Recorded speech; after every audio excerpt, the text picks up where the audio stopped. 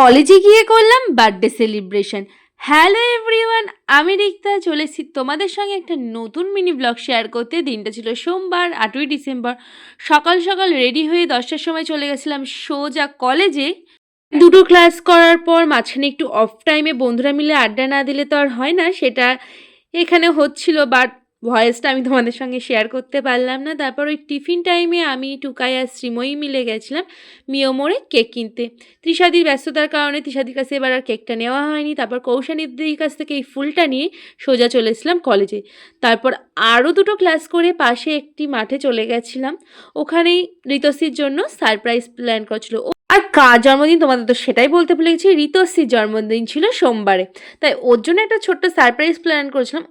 আশা করি ও তো কিছু কিছু জিনিস বুঝতেই পেরেছিল, তাই একটু আমাদের তরফ থেকে সারপ্রাইজ দেওয়ার চেষ্টা করলাম।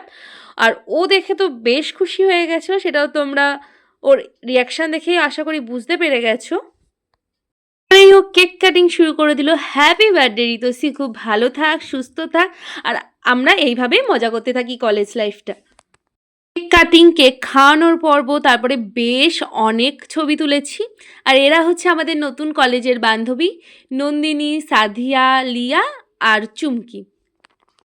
8জন মিলে আমরা এই দিনে বার্থডে সেলিব্রেশন করেছিলাম। তারপরেই সবাই মিলে কেক খেলাম। গার্লকে একটু কেক না মাখালে তো ঠাকুর আমাদের পাপ দেবে, তাই বার্থডে গার্লকে একটু কেকও মাখিয়েছিল টুকাই নাকে। তারপর সবাইকে কেক খাওয়ানো হয়ে গেলে ওর বেশ কিছু মজার মজার ছবি তুলে অনেকক্ষণ ধরে গল্প করে সবাইকে টাটা করে বাড়ির পথে রওনা দিলাম। তাহলে আমি বাড়ি যাই, তোমরা এই মিনি ব্লগটা এনজয় করতে থাকো। দেখা হবে নেক্সট একটা মিনি ব্লগে। ততক্ষণের জন্য সকলে ভালো থেকো, সুস্থ থেকো, বাই বাই।